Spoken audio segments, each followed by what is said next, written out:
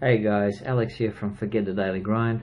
I wanted to follow up with you after the last episode in regards to the excuses that people make, and not enough time, not enough money to start an online business, for instance. And I actually wanted to give you some ideas. I'm not talking about the, getting together $50. Everyone can do that, and everyone can be doing the 21-step business system and their coaching pretty much instantly, because that's all it takes. And you'll get a coach straight away and you can be on your way. I'm talking about more long-term, and it doesn't really matter which online business you decide to fund. This can be used, these ideas can be used for any of that.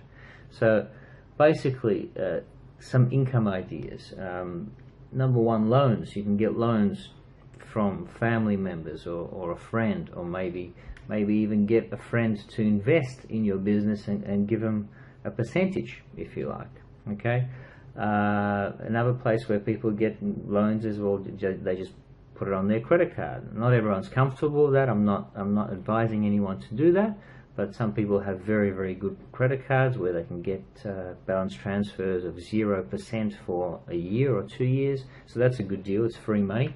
But then you still need ideas and extra income to pay down those credit cards or those loans, those personal loans from family members, etc., before your business ramps up and is self-sufficient.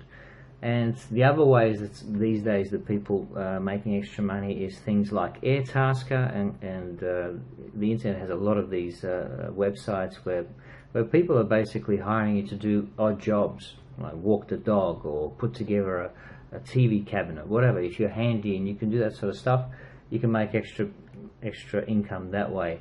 A lot of people are doing Uber in their spare time, or while they're driving from A to B, just picking up riders and making extra dollars that way. And it all adds up, guys. At the end of the day, you're driving anyway, so why not make some extra money while you're doing that? So people can be very resourceful if they want to be, if your why is strong enough. Okay, so basically, if your reason is big enough, you'll find a way. That's all I'm saying. There's many ideas out there, and if you're struggling for ideas, get in touch with me. I'll give you some more ideas. Guys, if you found this useful, please give me a thumbs up, a like. Please subscribe to my channel, and I'll endeavor to bring you a lot more useful content in the future. Thanks guys for listening, and I'll see you in the next episode.